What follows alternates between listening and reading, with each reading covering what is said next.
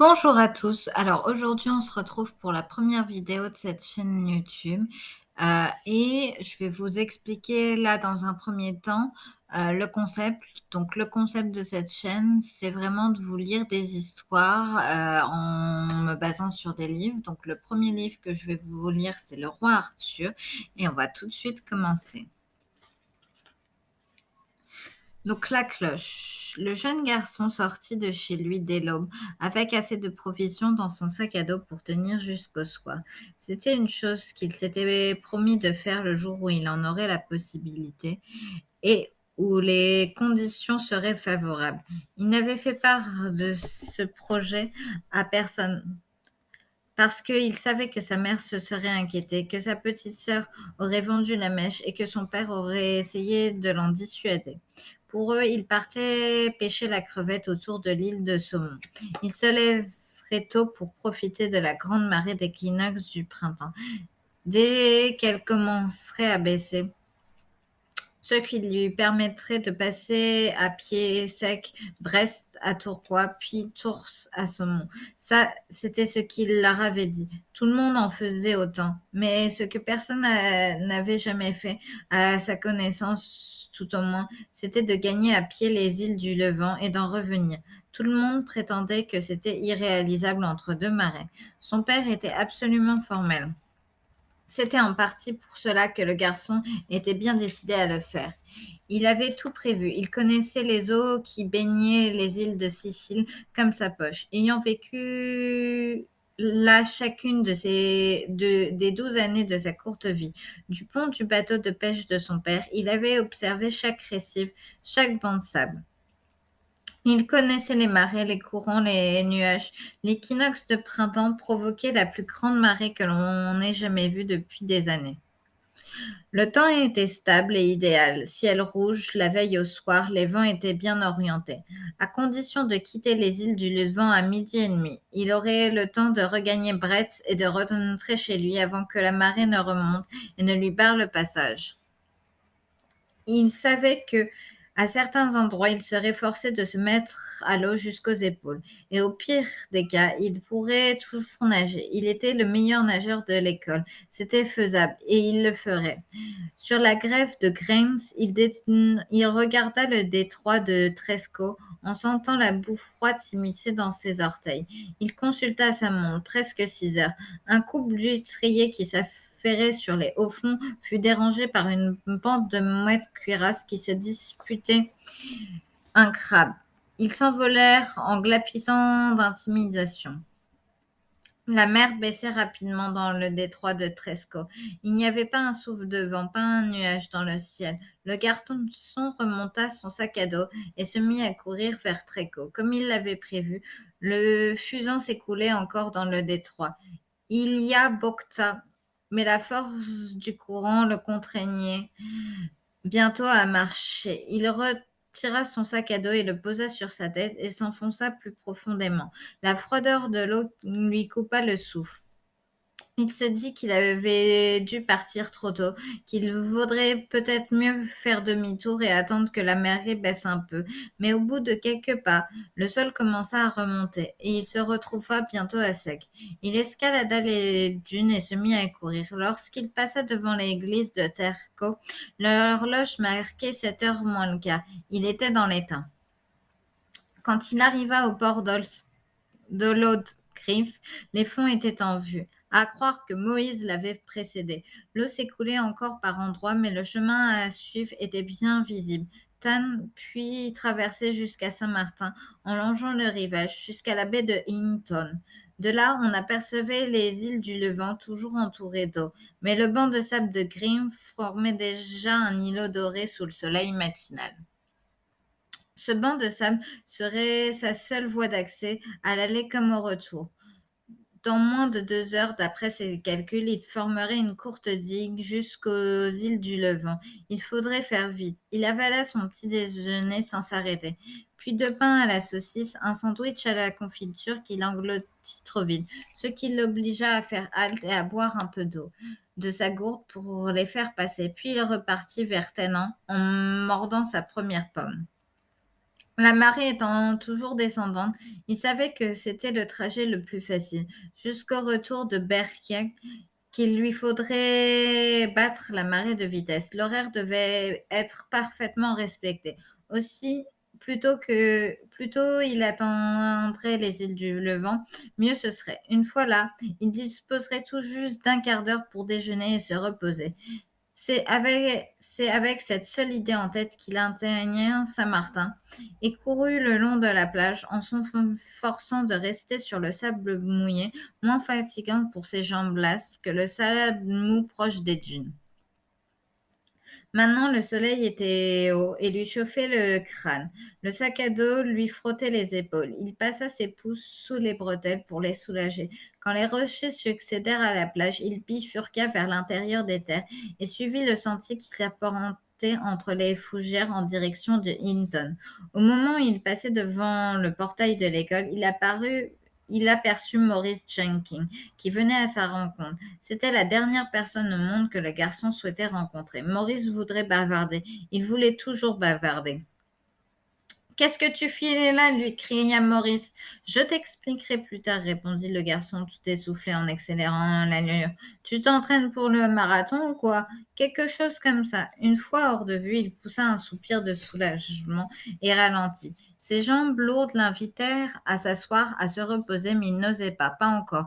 Il songeait à Maurice. Il avait résisté à la tentation de lui dire où il allait, ce qu'il faisait. L'autre se serait moqué de lui. En temps voulu, il aurait gagné son pari. Il parlerait à qui le voudrait, il le raconterait à tout le monde. Certains ne le croiraient pas, évidemment, dont Maurice, mais tant pis, lui saurait à quoi s'en tenir. Et c'était la seule chose qui comptait vraiment. Il croqua une autre pomme et pressa le pas vers les îles du Levant. À midi, le garçon trônait triomphalement sur la plus haute rocher de Gress Hill, la plus grande des îles du Levant. Maintenant, on apercevait par ici, par là, quelques silhouettes isolées percher la crevasse autour de Saint-Martin. Mais il était rigoureusement seul aux îles du Levant, en dehors d'un phoque solitaire au large et de quelques sternes glapissants qui piquaient vers lui pour essayer de lui faire quitter son rocher. Il restait là où il était et déjeuna sans s'occuper d'elle. Elles finirent par se décourager et le laissèrent en paix. Il termina son dernier sandwich et consulta sa montre. Il avait 10 minutes d'avance. Il allait se reposer pendant 1 ou 2 minutes avant de se remettre en route. Il avait tout le temps. Il s'étendit sur le rocher, la tête appuyée sur son sac à dos, les yeux clignotant sous le soleil éblouissant. Il les ferma et se demanda à quoi ressemblaient les îles de Skil lorsqu'elles ne formaient qu'une seule grande île avant qu'elles ne basculent 1500 ans plus tôt et laissent l'océan les ensevelir.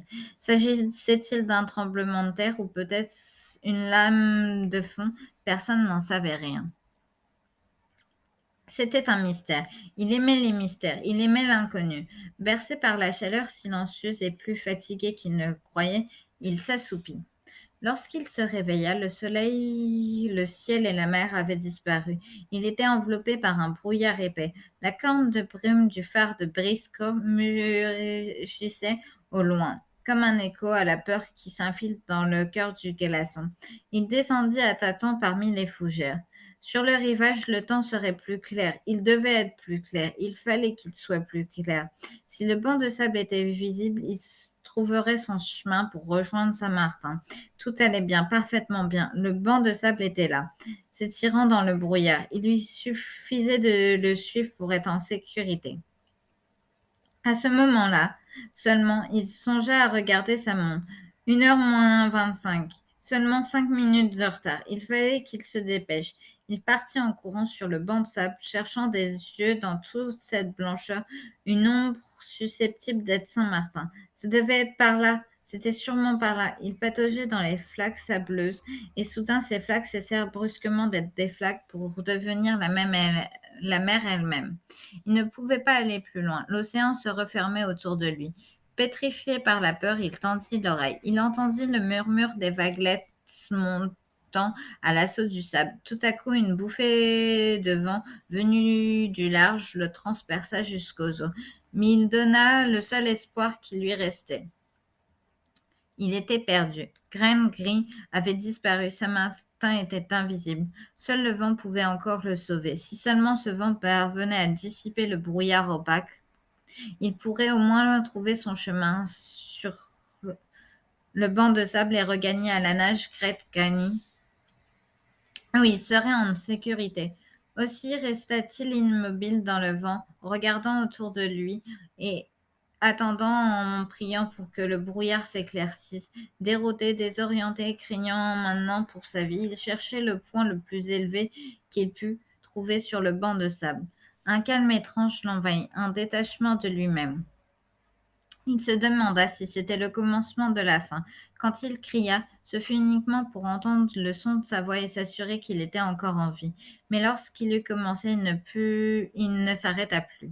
Il cria, il hurla jusqu'à en avoir mal à la tête, jusqu'à s'en casser la voix. Ses cris étaient aussitôt étouffés, escamotés. C'était sans espoir. Il se laissait tomber à genoux sur le sable et renonça à lutter. La mer allait l'emporter, le noyer et broyer ses os en faire du sable. Une clochette tinta au loin. Sur les flots, une cloche d'un navire. Le garçon doutait encore de l'avoir véritablement entendue lorsqu'elle tinta à nouveau. Assourdie par le brouillard, elle n'avait aucune résonance mais était bien réelle. Ce n'était pas l'effet de son imagination. Il bondit sur ses pieds et lança sur le sable en criant « Par ici, au secours, sauvez-moi !» Il s'arrêta pour écouter la réponse. Il n'y eut pas seulement la clochette tintant quelque part au loin, lointain, faible, mais indiscutable. Il pataugeait dans les flaques et eut bientôt de l'eau jusqu'à la taille. Maintenant, il ne s'arrêtait plus que pour écouter la cloche, pour s'orienter, pour se convaincre une fois de plus qu'il ne s'agissait pas d'une illusion. La cloche devenait plus proche, plus nette. Le garçon était sorti de la mer et courait sur les galets où ses pieds glissaient, dérapaient. À plusieurs reprises, il trébuchait et tomba sur les genoux. Mais à chaque fois, la cloche le fit le relever en lui donnant un nouvel espoir, de nouvelles forces. À présent, il était persuadé qu'elle l'appelait, qu'elle le guidait. Où êtes-vous? Où êtes-vous? Criait-il. La cloche lui répondit une fois de plus. Il repartit vers elle en chancelant, puis commença à barbotiner, ne s'arrêtant pas. Il n'avait pas le choix. Il devait suivre la cloche. Lorsque l'eau atteint son menton et qu'il fut impossible de marcher, il se mit à nager. Il s'arrêtait toutes les 4 ou 5 brasses pour écouter la cloche, mais à chaque halte, elle semblait plus éloignée. La mer le refoulait. Il luttait contre le courant à grands coups de pied, mais comprit que c'était une bataille perdue. Il appela au secours. L'eau salée lui remplit la bouche et le suffoqua. Ses forces déclinèrent rapidement. Le froid de la mer étreint ses jambes et provoqua des crampes. Ses bras ne parvenaient plus à soutenir sa tête hors de l'eau. Il cria une dernière fois et la mer l'engloutit. Ses dernières pensées lucides furent pour sa mère. Il la vit ramasser un sac à dos trempé et le serrer sur son cœur en pleurant. Le sac à dos qu'il avait dû oublier à Grensgrun. Au moins, elle saurait qu'il était allé jusque-là. Des algues s'enroulèrent autour de ses bras et l'empêchèrent de remonter à la surface. Il se prit à espérer que le paradis existait. Le paradis était bien chauffé, ce dont le garçon se félicita. Un dernier frisson le débarrassa de son restant de froideur. Il regarda autour de lui. Il était couché dans un grand lit et couvert de fourrure dont les poils lui chatouillaient les oreilles. Un bon feu ronflait auprès de lui. Un homme portant une longue cape grise, le toisonnant du bout de son bâton, en faisait jaillir des gerbes d'étincelles dans la cheminée. De son vivant, le garçon avait souvent essayé de se représenter le ciel. Eh bien, le ciel ne ressemblait en rien à l'image qu'il s'était faite. Il se trouvait dans ce qui semblait être une vaste salle éclairée de tous côtés par des torches flamboyantes, au milieu de laquelle se dressait la plus grande table qu'il ait jamais vue, une table parfaitement ronde, entourée d'une centaine de chaises. Au fond de la salle, un escalier taillé dans le roc s'élevait en spirale dans les ténèbres enfumées. Le garçon toussa. Enfin, dit l'homme en se redressant et en se tournant vers le garçon, te voilà quand même réveillé. Le garçon retrouva sa voix. Vous êtes le bon Dieu, te demanda-t-il. L'homme renversa la tête en arrière et éclata de rire. Ses cheveux et sa barbe étaient blancs et très longs, mais ses traits et ses yeux étaient ceux d'un homme encore jeune, trop jeune pour être le bon Dieu, estima le garçon au moment même où il posait la question. Non, répondit l'inconnu. Il s'assit sur le lit à côté du garçon. Je ne suis pas le bon Dieu, je m'appelle Arthur Pendragon. Et je vis ici, si on peut appeler cela vivre. Elles me tiennent enfermée dans cette caverne tout au long de l'année. L'ours qui hiberne n'a-t-il pas lui-même le droit de sortir à la fin de l'hiver? Soyez patient, me disent-elles, soyez patient, votre heure viendra. Elles sont si grandes dames. Ce sont elles qui m'ont emmené ici. Il faut qu'il y ait un tel brouillard pour que personne ne risque de m'apercevoir, pour qu'elles me laissent sortir. Je suis censée me reposer, mais il y a des années que je n'arrive plus à dormir convenablement. Je fais des rêves et mes rêves me disent que mon heure est proche, qu'on aura bientôt à nouveau besoin de moi. J'attends plus qu'un messager. Ne serait pas toi par hasard. Le garçon terrifié eut un mouvement de recul. Non, évidemment pas. C'est pas possible. Tu n'as pas sonné la cloche, n'est-ce pas? Ils m'ont dit que quand il viendra, il sonnerait la cloche. L'homme sourit avec ses yeux, et le garçon comprit qu'il n'avait rien à craindre. Il réalisa brusquement qu'il pouvait appartenir encore au monde des vivants. Alors je ne suis pas mort, se hasarda-t-il à demander. Pas plus que moi, répondit Arthur Pendragon, mais tu as bien failli disparaître. Devant l'âtre, un tapis s'agita, et devint un chien, un doberman, un grand lévrier d'Écosse. Le chien bâilla et s'étira, et s'approcha nonchalamment du lit. Je te présente Bercet, dit Arthur Pendragon en grattant la tête du chien, mon seul compagnon dans ma longue réclusion. Les dames qui m'ont amené ici ne sont pas très causantes. Elles sont bonnes pour moi et je ne manque de rien, mais autant vivre avec des ombres. Il est vrai que maintenant, nous t'avons pour quelque temps, tout au moins. C'est Bresley qui t'a entendu le premier, tu sais. Comme moi, il attend que le brouillard avec impatience afin de nous échapper durant quelques heures de cette espèce de tombeau. Mais ces dames t'ont entendu aussi. Surtout ne bouge pas, m'ont-elles recommandé, sinon tu te trahiras. Ne pas bouger, ai-je protesté. C'est pour le coup que je me trahirai, et cela je ne le ferai jamais, jamais plus. Et j'ai sonné la cloche, mais tu n'es pas venu. J'ai sonné encore et encore, mais tu n'es pas venu. Alors je suis partie te chercher. J'ai l'impression que j'ai découvert avant qu'il ne soit trop tard. Vous m'avez repêché. Arthur Pendragon hocha la tête en souriant. Elles sont très mécontentes de moi, mes gardiennes, mais au moins j'ai quelqu'un à qui parler, quelqu'un du monde réel. Oh, je parle à Brest, évidemment, et à moi-même. Je me parle beaucoup à moi-même, tu sais. Tu sais ce que je fais, je me raconte inlassablement les vieilles histoires pour être sûre de ne pas les oublier. Les histoires, c'est comme les personnes. Elles disparaissent quand on les oublie. Et si elles disparaissent, alors je disparais avec elles. Je veux qu'on sache ce qui est arrivé, ce qui s'est réellement passé. Je veux pas qu'on oublie. Le garçon se redressa brusquement. Il regarda sa montre, mais le cadran était embumé. Il la porta à son oreille, mais le mécanisme était arrêté. Depuis combien de temps suis-je ici? Tu as dormi une petite journée et toute une nuit. Alors il faut que je rentre, dit le garçon. Ils vont me croire mort. Non, sûrement pas, dit l'inconnu. Nous te ramènerons chez toi d'ici peu, dès que tes vêtements seront secs. Les dames voulaient te renvoyer immédiatement tout froid et trempé, mais je m'y suis opposée. Nous le reverrons chaud et sec, leur ai-je dit. Et ce que se ferait parole de roi. Et ce roi-là ne manque pas sa parole, plus jamais. De roi? Vous êtes un roi? Je te l'ai dit, je suis Arthur Pendragon, suzerain de Bretagne, qui a passé ses derniers siècles en hibernation ici à Lyonesse. Le garçon ne put s'empêcher de sourire. Le vieil homme hocha la tête avec compréhension et continua. Tu ne me crois pas, n'est-ce pas? Au fond, pourquoi me croirais-tu? Mais tu peux croire que je t'ai sorti de la mer, croire que je t'ai porté ici, croire que ce sont tes vêtements qui sèchent près du feu, croire que tu es couché dans mon lit. Tiens, touche ma main, de la chair et du sang comme la tienne. Tu vois? Mais le roi Arthur, c'est une histoire, une légende. Une légende, dis-tu? Une légende. Tu entends cela, Brest? Ton maître est une légende. Ainsi, tu as entendu parler de moi? Oui, acquiesça le garçon. Un peu cette épée dans le lac Excalibur, c'est tout ce que tu connais? Eh ben, pendant que nous attendons que tes vêtements sèchent, tu vas entendre le reste. C'est une histoire de grand amour, de grande tragédie, de magie, de mystère, d'espoir, de triomphe et de désastre. C'est mon histoire, mais pas uniquement la mienne. Sur ces chaises vides que tu vois autour de la table ronde s'asseyait autrefois une assemblée de chevaliers, les hommes les meilleurs, les plus courageux que ce monde ait jamais connus.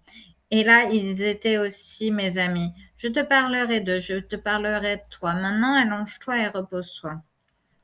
Il tapota le lit et Bresley y sauta d'un bond, se coucha à côté du garçon, poussa un gros soupir et lui lécha la main. Je sais, Bresley, tu as déjà entendu cette histoire bien des fois, n'est-ce pas? D'ailleurs, tu y étais là la plupart du temps. Seulement, ce jeune homme ne la connaît pas. Alors, il va falloir prendre ton parti. Je commencerai par le commencement, quand j'étais encore un enfant à peine plus vieux que tu ne l'es aujourd'hui.